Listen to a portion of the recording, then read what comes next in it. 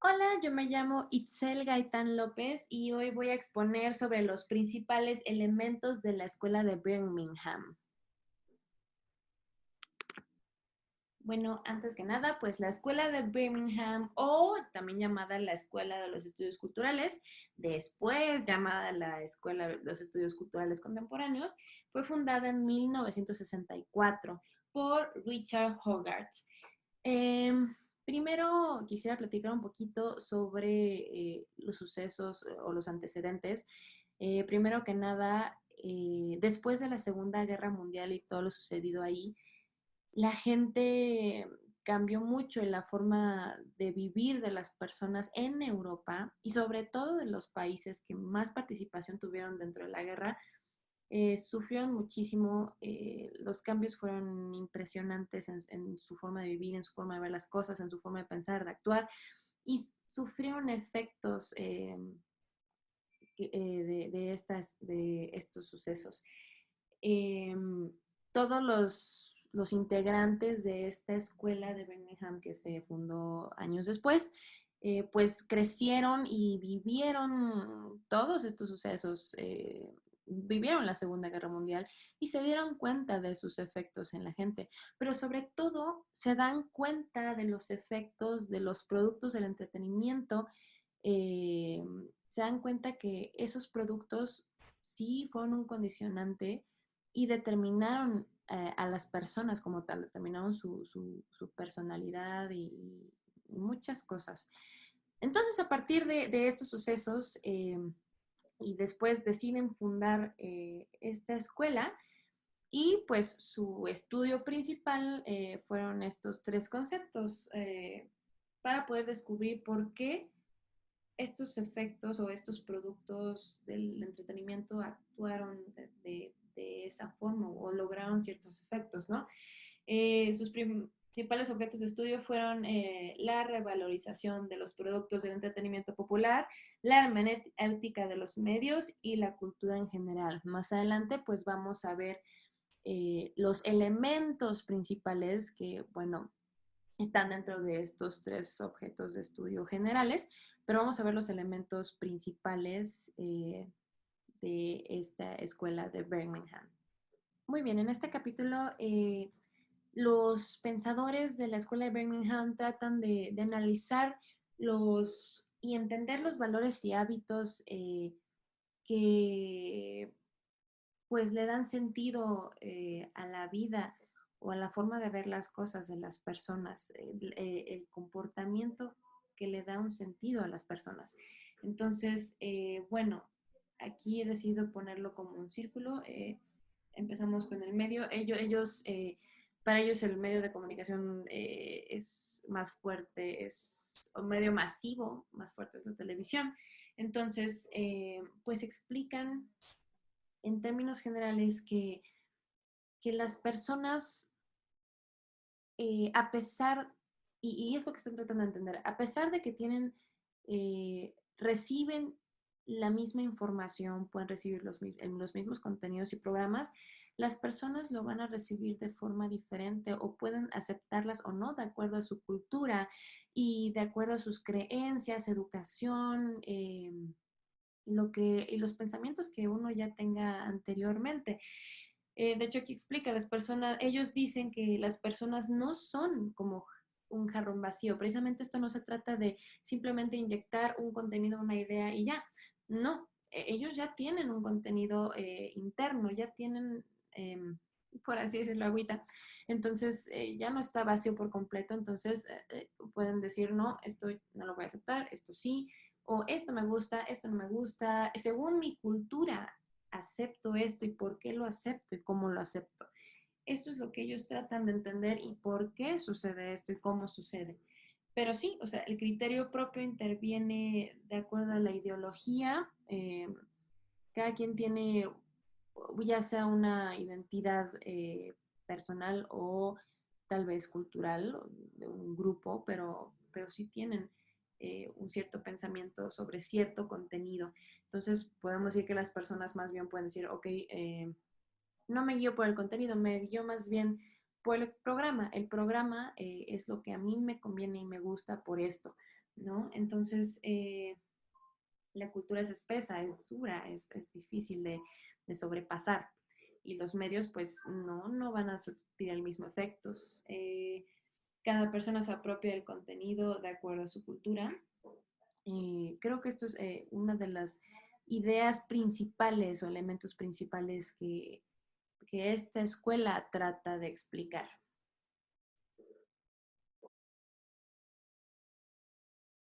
Otro de los elementos importantes dentro de estos objetos de estudio, eh, de los principales elementos de esta escuela, son las culturas populares. Primero, en este punto se enfocan un poquito más los personas como Raymond Williams y Edward Palmer Thompson. Ellos, bueno, en, explicando lo que para ellos son las culturas o cómo funcionan las culturas populares, utilizan ideas del filósofo marxista Antonio Gramsci.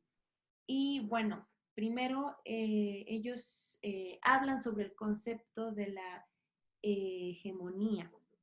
Ellos hablan que las personas aceptan de forma voluntaria una hegemonía en distintos aspectos de su vida para obtener orden. Hegemonía es una especie de superioridad o de un nivel más alto y no es que sea algo impuesto o algo, no sé, como una dictadura o algo así. Es algo que el pueblo acepta naturalmente porque saben que lo necesitan para poder tener orden. Y esto, bueno, aquí lo dice, lo extrapolan a distintos renglones sociales y explican cómo incluso en la cultura popular se aplica este concepto. En la cultura popular, el concepto de la hegemonía es muy importante porque, bueno, también, bueno, aquí vamos un poquito al concepto que dice Richard Hogarth sobre el ellos y nosotros para la clase obrera. Habla precisamente sobre un poquito sobre lo que es la alta cultura o la cultura para la alta cultura, por así decirlo, y la cultura que es para la clase de abajo. Eh, Ellos explican que, bueno, cada vez que, o sea, en el momento que tienen esta hegemonía, se sienten parte de una cultura y adquieren una identidad propia, por así decirlo. Como decía, esto sucede en la cultura popular también. Y lo podemos ver un poquito como ejemplo con ciertos artistas populares que pues ellos representan de cierta forma a alguien superior y es aceptado de forma voluntaria. Nadie lo impuso, nadie, nada, pero es aceptado por la sociedad y lo ven como un ídolo y lo hacen parte y los hace sentir parte de una cultura y los hace sentir identificados y los hace querer seguir cierta cultura en específico. Obviamente depende de la cultura aceptar a esos representantes, pero surge de forma voluntaria. Aquí lo dice, productos como la música popular, los diarios amarillistas, dan significado y refuerzan un sistema hegemónico cultural reproducido, alimentado y creado por las capas sociales menos favorecidas. Refuerzan su identidad, es lo mismo que explicábamos. Entonces, pues esto es una forma que ellos utilizaron para poder entender a las culturas populares. Otro de los elementos importantes dentro de estos objetos de estudios es la identidad cultural.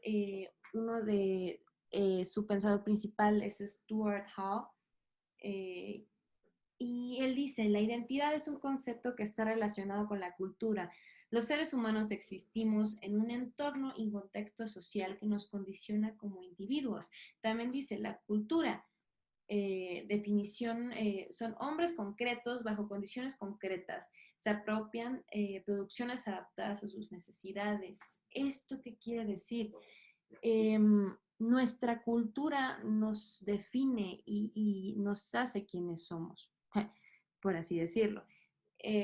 Nuestra cultura, nuestro entorno nos hace tener necesidades en específico. No es lo mismo las necesidades de una cultura que de otra. Entonces, las necesidades y los elementos, o bueno, como aquí lo dice, las producciones o sacan de la naturaleza productos para poder cumplir con estas necesidades y estos productos se adaptan a las necesidades de las culturas. Entonces, en pocas palabras, una cultura tiene ciertas necesidades y le da una identidad propia. Y la forma también, yo por lo que entiendo, por ejemplo, en cuestión del arte, de acuerdo a donde vivimos y lo que tenemos alrededor, lo utilizamos para poder crear arte y poder crear esas cosas que nos hacen únicos en la cultura, en nuestra cultura. Entonces se hace una identidad cultural que los medios masivos nos están presentando.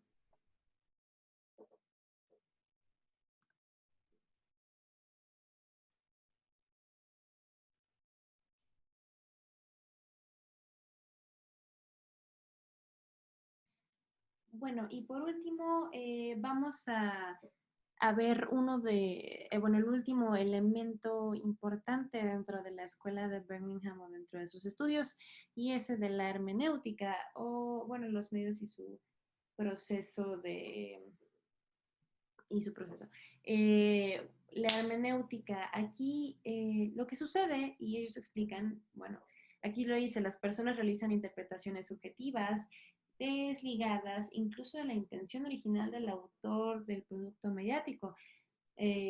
Aquí hay una cuestión, a veces los autores o los creadores de productos de entretenimiento o culturales tienen una intención, tienen un objetivo al comunicar y expresar algo y muchas veces, o bueno, más bien en la mayoría de ocasiones, incluso el público o la audiencia no va a percibir el producto o sí, el arte, el producto de la misma forma que, que se supone que debía de ser, como se supone que debía de ser percibida. La gente no la va a percibir igual porque simplemente, como ya lo habíamos mencionado, tienen una cultura, tienen costumbres, tienen educación, incluso en diferentes familias tienen educaciones e información diferente, tienen una cuestión propia. Y ah, aquí lo que sucede es que incluso, por ejemplo, a veces, aunque sean de cierta cultura, a veces una persona, y esto es un ejemplo que lo dice David Morley, a veces una misma persona, un individuo, puede estar viendo un mismo o percibiendo un mismo contenido desde diferentes ángulos. Incluso no es lo mismo ver que escuchar la televisión, no es lo mismo ver un programa con atención, sin hacer otro tipo de actividades, que cuando a veces hay personas que están haciendo otras actividades, limpieza o algo, y al mismo tiempo apenas están escuchando el mismo programa, a pesar de ser el mismo programa y ser la misma persona, en esas dos situaciones la perciben diferente y pueden adquirir una interpretación distinta y subjetiva. Entonces, bueno, es por esta razón que la escuela de Birmingham y sus pensadores piensan que se debe de usar el método de la hermenéutica. La hermenéutica se refiere bueno, dicen que los productos mediáticos requieren de la hermenéutica porque, bueno, la hermenéutica es un proceso o un método de análisis de texto sobre todo, pero tienen que usar un método similar, no solo para el análisis de texto, sino para el análisis de los productos de entretenimiento y culturales.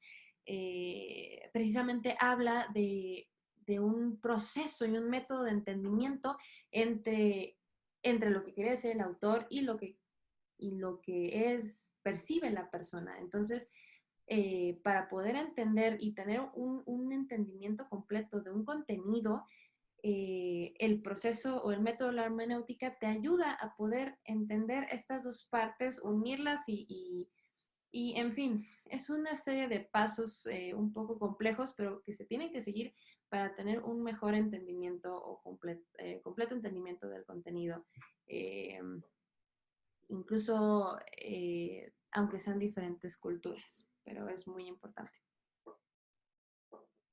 Por último, es importante mencionar que es importante ver todos estos elementos que explica la Escuela de Birmingham porque simplemente tenemos que entender que tenemos ideas diferentes y que debemos de, y gustos diferentes por la cultura, por los objetos de entretenimiento y lo tenemos que entender como directores de entretenimiento. Y tenemos que respetar cada postura para poder así vivir en armonía. Estas son mis referencias. Y muchas gracias y nos vemos en la próxima. Bye.